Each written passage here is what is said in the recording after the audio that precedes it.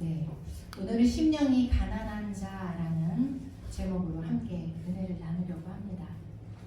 오늘부터 이제 산상수훈, 저번에 우리가 산상수훈의 계의에 대해서 이렇게 쭉 말씀을 드렸었는데, 오늘은 산상수훈의 이제 산상수훈 중에서도 이제 팔복에 대해서 구체적으로 이제 차례대로 살펴보려고 합니다. 이제 이 산상수훈은 예수님이 전하신 천국 복음의 핵심이라고 제가 말씀드렸습니다.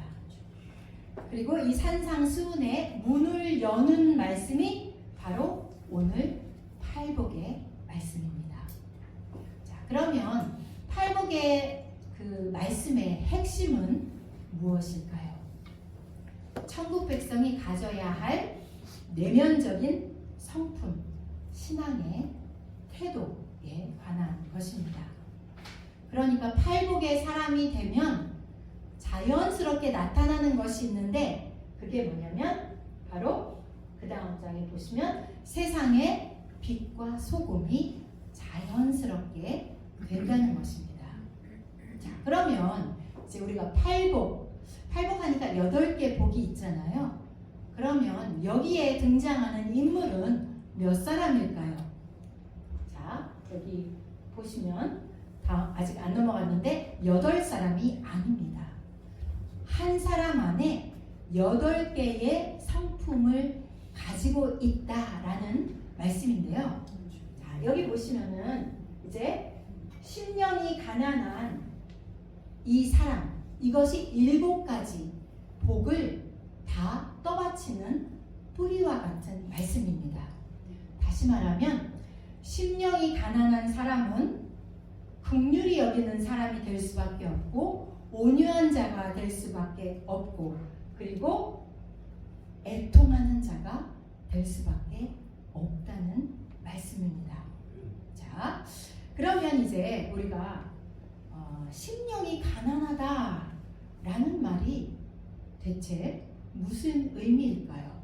우리는 이 말을 너무 많이 들어왔기 때문에 그냥 느낌으로 그럴 것이다 라고 생각을 하는데, 오늘 이 말씀을 통해서 한번 조금 구체적으로 한번 들어가 보려고 합니다. 이제 우리가 심령이 가난하다고 할 때, 그러면 먼저 이 가난이 무엇인가에 대해서 한번 생각을 해보려고 합니다. 자, 가난한 사람은 어떤 사람이죠? 부족한 사람, 맞습니다. 가진 게 없는 사람, 보통 우리가 그렇게 생각하죠. 자, 그러면 얼마나 가진 게 없어야 가난한 거죠? 만약에 우리 이영옥 성도님 오셨는데 저기 등 때문에 오신 거죠? 네. 집은 몇 평 이하면 가난한 것입니까? 그러면 차는 요 정도 차 이하 타는 사람이 가난한 사람입니까?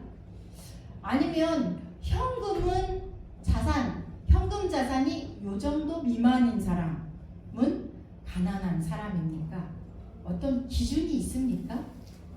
없죠. 네, 왜냐하면 이 가난은 상대적인 거기 때문입니다. 예를 들어 이런 거죠. 그래도 나는 이 정도면 괜찮네 라고 생각하고 살았는데, 동창회에 나가서 봤더니 친구들이 나보다 다 잘 사는 거예요. 그리고 나서 집에 돌아와서 갑자기 상대적인 가난을 느낄 수 있습니다. 바로 이게 가난의 상대적인 개념이기 때문에 그렇습니다. 자, 이렇게 경제적인 가난도 기준을 정하기 어려운데, 심령이 가난하다? 이 기준을 정한다는 건 정말 어려운 거겠죠. 자, 그런데 성경에 보니까 이 가난이 2가지의 가난이 나옵니다. 첫 번째는 바로 헬라어로 페네스입니다. 이 페네스는 뭐냐면 버틸 수 있는 가난이에요. 그러니까 힘들긴 해요. 근근히 살아가긴 하는데 그래도 내가 하루 벌어서 근근히 버텨나갈 수 있는 정도의 가난을 이제 페네스라고 합니다. 그리고 두 번째 가난이 있는데 그건 뭐냐면 푸토코스입니다. 이거는 뭐냐면 완전히 파산 상태. 그러니까 먹을 것도 없고 집도 없고 아무것도 남은 것이 없는 상태. 그래서 남에게 도움을 받지 않으면 도저히 살아갈 수 없는 상태. 바로 이것이 이제 푸토코스의 가난입니다. 심령이 가난하다에서 이 가난은 둘 중에 어떤 거일까요? 푸토코스. 네, 푸토코스 맞습니다. 완전히 아무것도 없는 상태, 바로 이걸 말합니다. 그런데 이 성경에 보면 이 푸토코스의 가난이 어떤 가난인지를 보여주는 좋은 예가 있습니다. 예수님이 이제 비유로 말씀하신 건데요. 바로 거지와 나사로의 비유입니다. 누가복음 16장 20절에서 21절에 보니까 나사로라 이름하는 한 거지가 헌데 투성이로 그 부자의 대문에 누워 부자의 상에서 떨어지는 것으로 배불리려 하매 심지어 개들이 와서 그 헌데를 핥더라. 자, 여기 보니까 거지라는 말이 바로 푸토코스가 여기에 쓰였어요. 자, 이 거지가 지금 어떤 상황이죠? 보니까 거의 나무집 대문 앞에 버려진 상태예요. 몸은 어때요? 헌데라는 건 종기를 말해요. 상처나 종기로 머리끝부터 발끝까지 다 덮여 있다는 겁니다. 그러니까 옷도 입을 수 없는 상태. 왜냐하면 그 종기 때문에. 그리고 치료 받을 능력도 없어요. 그래서 지금 그 상태로 이 그림에서 보시는 것처럼 저 상태로 지금 남의 집 대문 앞에, 우리가 생각하는 대문은 아니지만 그렇게 이제 남의 집 앞에 이렇게 버려진 상태입니다. 그런데 더 충격적인 것이 있어요. 뭐냐면 개들이 와서 이 헌데를 핥고 있습니다. 이 뜻은 뭐냐면 개를 쫓을 힘조차 없다는 겁니다. 포기한 상태예요. 거의.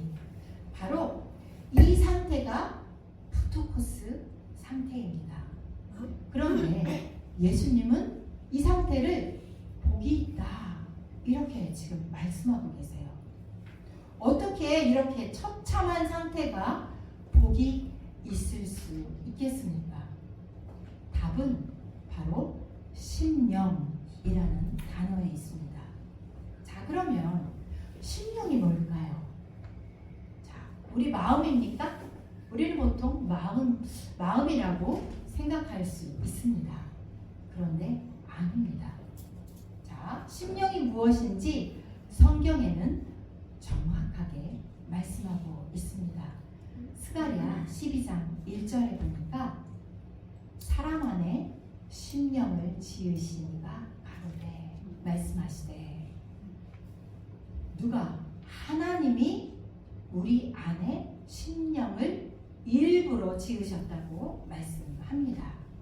자, 그런데 이 심령의 본질은 무엇인가 봤더니 전도서 12장 7절 같이 한번 읽어보겠습니다. 시작. 우리는 여전히 땅으로 돌아가고 영은 그것을 주신 하나님께로 돌아가기 전에 기억하라. 글씨가 잘 안 보이네요. 빨간 게 까만 거랑 있으니까 잘 안 보입니다. 자, 네, 하나님께로 돌아가기 전에 기억하라. 자, 그런데 이 영이라는 말은 보니까 뭐냐면 심령이랑 같은 단어를 쓰고 있어요. 그러니까 이 심령은 영을 말하는 것입니다. 그런데 여기 보니까 이 심령에 대한 두 가지 특징을 말씀하고 있는데, 첫 번째는 그것을 하나님이 주셨다고 말씀하고 있고, 두 번째는 하늘에 속한 존재로 하나님께 돌아간다라고 말씀하고 있습니다. 자, 그런데 창세기 12장 7절을 한번 가서 보겠습니다. 보니까 여호와 하나님이 땅의 흙으로 사람을 지으시고 그 코에 생기를 불어넣으시니 사람이 생명이 되니라 라고 말씀하고 있죠. 그러니까 하나님께서 사람의 몸에 생기를 불어넣으시자 사람 안에 심령을 가진 생명이라는 것은 생명을 가진 존재가 되었다는 말씀입니다. 그러니까 이 세 말씀을 종합해 보면 이 심령은 하나님이 만드신 것이고 그리고 하나님의 영이라는 말씀입니다. 자, 그러면 이제 우리가 심령이라는 말도 살펴봤고 가난이라는 말도 이제 살펴봤습니다. 자, 그러면 심령이 가난하다라는 것은 무엇일까요? 영이 부토코스 상태에 있다는 것입니다. 자, 다음 장으로 이제 넘어가서 보시면은 심령은 무엇을 위한 것인가를 제가 빼먹었습니다. 자, 그러면 하나님이 왜 우리 안에 심령을 부어주셨나? 바로 하나님과 연결되도록 만든 영입니다. 그래서 이 영을 통해서 하나님을 우리가 찾을 수 있고 하나님을 인식할 수 있도록 하나님과 관계를 맺을 수 있도록 어떻게 보면 통로로 만들어주신 것이 바로 이 심령이라는 것입니다. 자, 그러면 이제 다시 그렇다면 심령이 가난한 것은 무엇인가? 영적 부토코스. 다시 말하면 내 안에 하나님을 대신할 것이 아무것도 없는 상태가 바로 심령이 가난하다라는 뜻입니다. 다시 말하면 절대적으로 하나님을 의지하지 않고는 살 수 없는 상태, 바로 그것이 심령이 가난한 상태입니다. 예수님이 이 상황을 잘 보여주신 비유가 누가복음 18장에 있습니다. 바로 세리와 바리새인의 비유입니다. 두 사람이 같이 성전에 올라가서 기도를 합니다. 바리새인도 기도하고 있고 세리도 기도하고 있습니다. 바리새인은 뭐라고 기도하냐면 나는 저 사람과 같지 않은 것을 감사합니다. 나는 불의도 행하지 않았고 토색도 하지 않았고 간음도 하지 않았고 저 세리처럼 죄도 짓지 않은 것을 감사합니다. 나는 일주일에 2번 금식했고 11조도 드렸습니다. 라고 기도를 합니다. 자, 이 사람 말이 거짓인가요? 아니에요.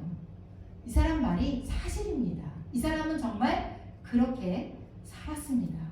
종교적으로 흠잡을 데가 없는 사람입니다. 자, 그런데 문제가 뭘까요?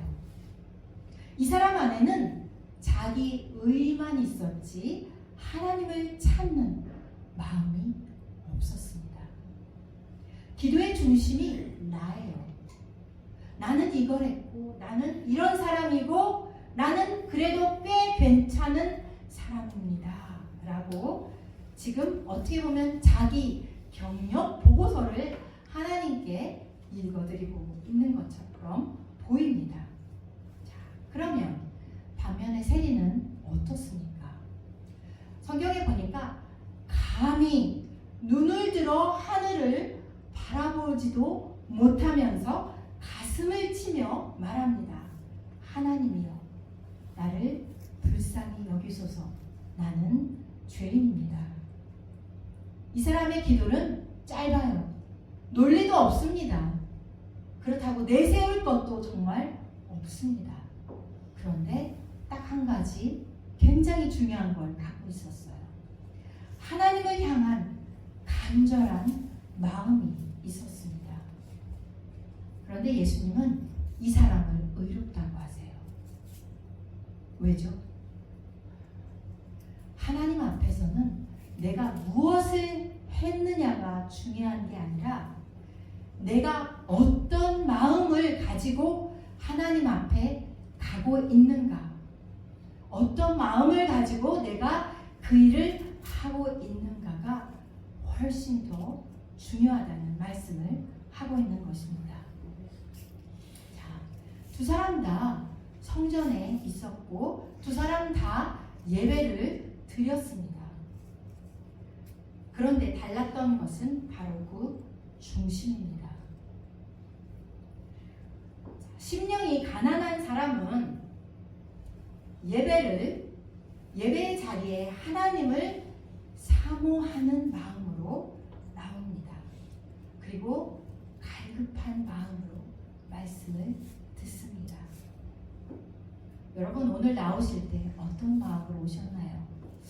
오늘 또 주일이니까 그냥 습관적으로 당연히 교회 가야 되니까 예배하러 가야지 하고 아무 생각 없이 별 생각 없이 혹시 나오신 분 계십니까? 저처럼 이렇게 모태신앙을 갖고 있는 사람들은 더 그런 그 착각에 빠질 때가 많습니다. 그런데 여러분이 만약에 오늘 그런 마음으로 나오신 분이 계시다면 괜찮습니다. 대신에 이렇게 기도하십시오.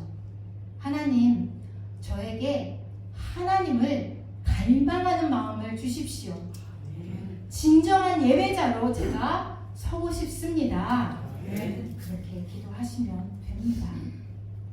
시편 42편 1절에 보면 다윗이 이렇게 기도합니다. 사슴이 시냇물을 찾기에 갈급함 같이 내 영혼이 주를 찾기에 갈급하나이다. 이 사슴은 포식자에게 잡혀 죽을지도 모르는데 목숨을 걸고 지금 물을 찾아 나온 것입니다. 왜죠?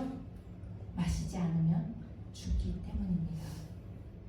마찬가지로 하나님을 향해 이 정도로 절박하게 갈망하는 마음을 가진 심령이 바로 가난한 심령이라는 것입니다. 예수님은 이 가난한 사람과 대비해서 부자에 대해서도 말씀하십니다. 마태복음 19장 24절에 보면은 부자가 천국에 들어가는 것이 낙타가 바늘기로 들어가는 것보다 더 어렵다라고 말씀하십니다. 자, 그러면 이 말씀은 돈 있는 부자들은 천국 못 간다는 말씀입니까? 아닙니다. 여기서 부자는 단순히 돈을 많이 가지고 있는 사람을 말씀하시는 것이 아니라 바로 마음이 부유한 상태를 말씀하는 것입니다. 다시 말하면 이런 거죠. 우리가 어떤 문제에 닥쳤을 때 하나님보다 내가 가지고 있는 물질 아니면 경험 아니면 판단 이런 것들을 더 의지하는 것, 이것이 바로 부자가 가진 마음이라는 것입니다. 그래서 성경은 재물이 많은 것을 복 있는 상태라고 말하지 않습니다. 오히려 물질적인 여유가 사실은 우리의 마음을 하나님을 의지하는 마음으로부터 멀어지게 합니다. 요즘은 우리 주변에 하나님을 대신해 주는 것들이 너무나도 많이 있습니다. 그래서 하나님이 필요하다는 생각조차 안 들게, 그런 생각이 아예 할 여유조차 주지 않습니다. 온갖 종류의 미디어, 그리고 오락거리, 그리고 소비 문화, 이런 것들이 넘쳐납니다. 그래서 이런 것들로부터 만족을 얻습니다. 끊임없이 우리를 채워주죠. 물론 이것들이 제가 나쁘다는 말씀을 드리는 것은 아닙니다.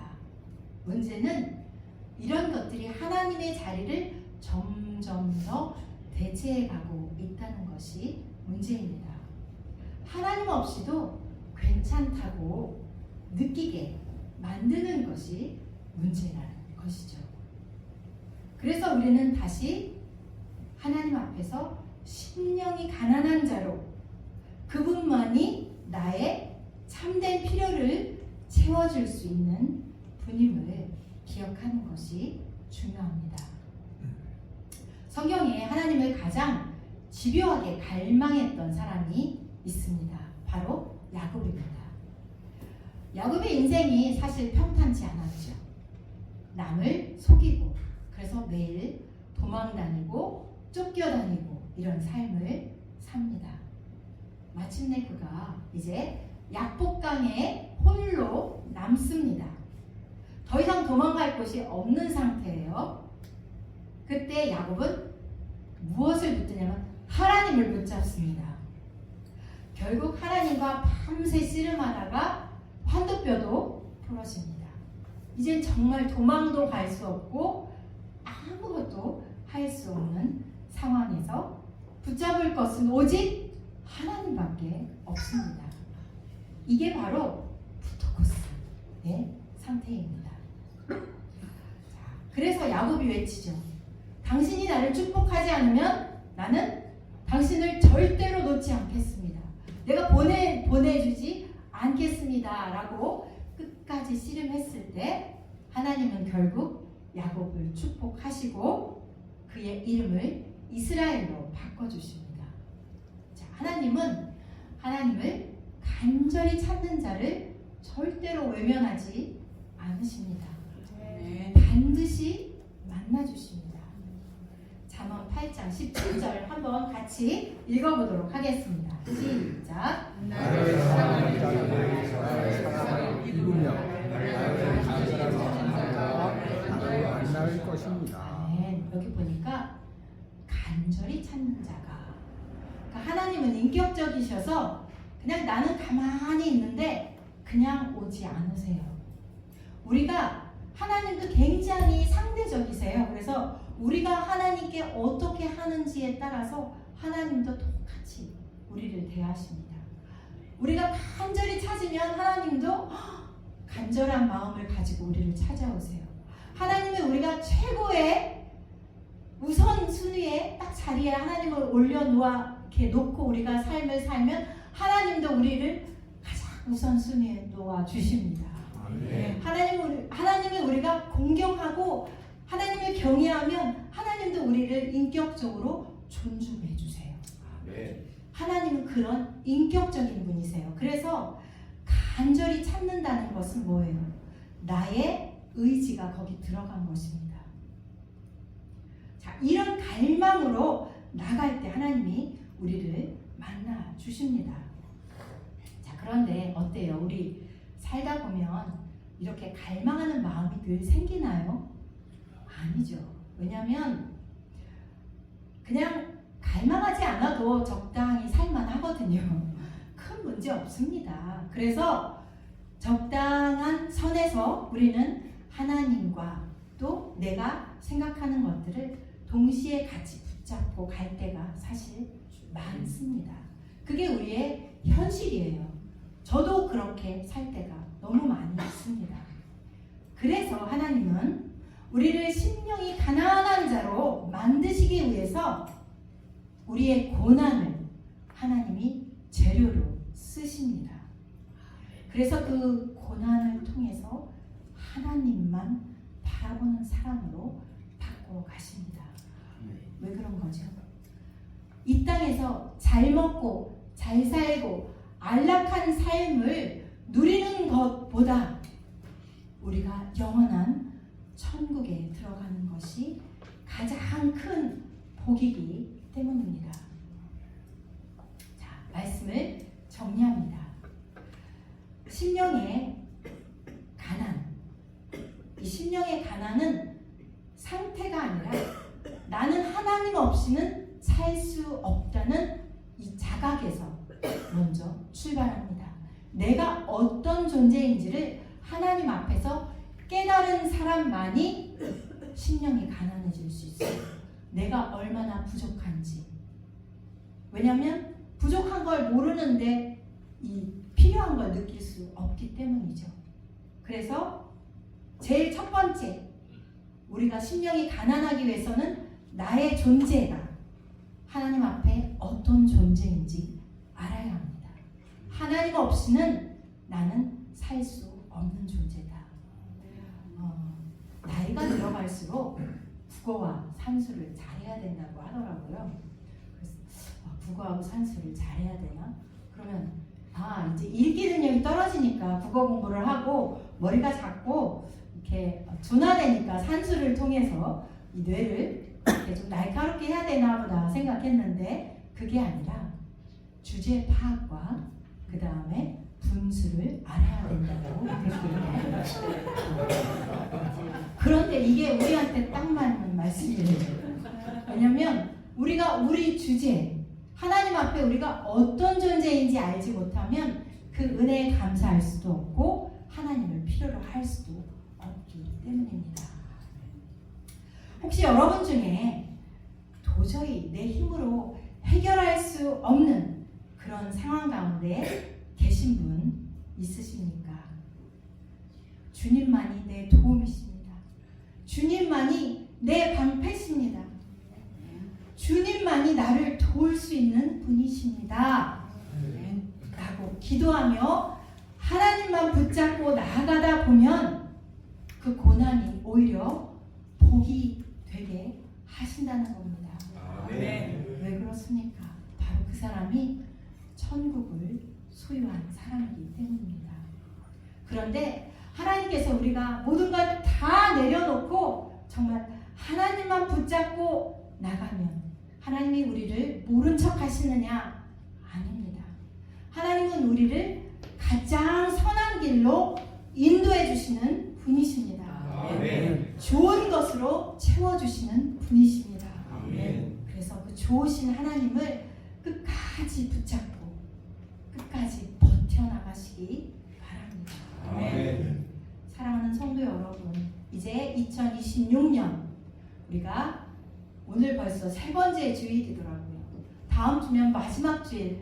이제 한 달이 딱 지나가 버리는데 여러분들이 결심한 것 많이 있으실 줄 압니다. 이제 영적으로도 여러분이 결심하셨는데 많이 무너지시고 계시죠. 다시 한번 힘을 내서 하나님 앞에 내가 올해는 가난한 심령으로 정말 오직 하나님 한 분만을 내 삶의 소망으로 삼고 살겠다고 다짐하며 나가시기 바랍니다. 아멘. 그래서 이제 하나님께서 주시는 천국을 이미 누리는, 우리가 영원히 가서 죽어서 누리는 천국이 아니라 이 땅에서도 이미 그 천국을 누리며 사시는 여러분, 저와 여러분 되시기를 예수님의 이름으로 축복합니다. 아멘.